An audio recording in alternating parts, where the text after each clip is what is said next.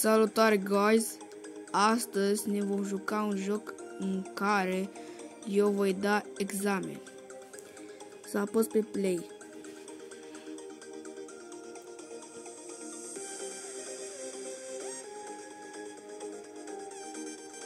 Da, eu stau lângă un tocilar.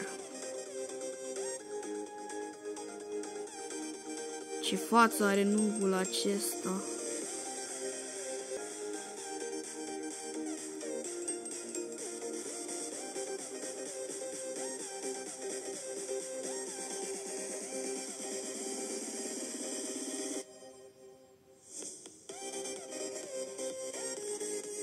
Bună ziua, elevi! Sunteți pregătiți pentru examen? Desigur, domnule profesor.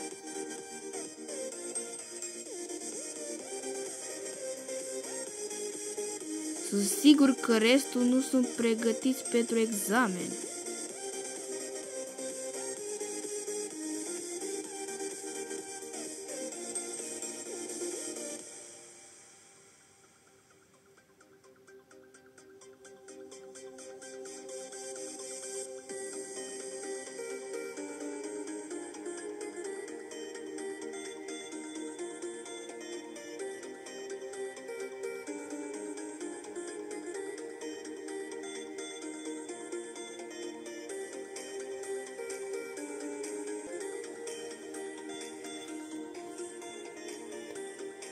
Ups.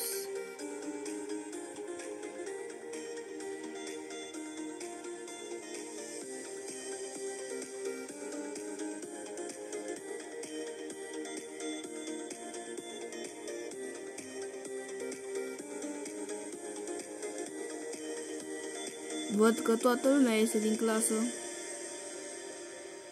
mai ales profesorul.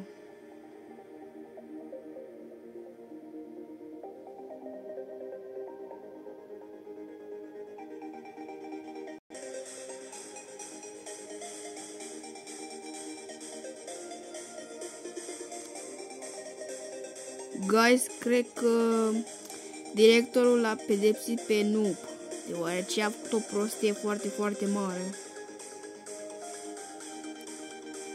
Și acum noobul o să zică mamele lui că o să aibă ceva de explicat. Cred. Săracul noob. Sper că v-a plăcut acest videoclip. Pa, pa, guys!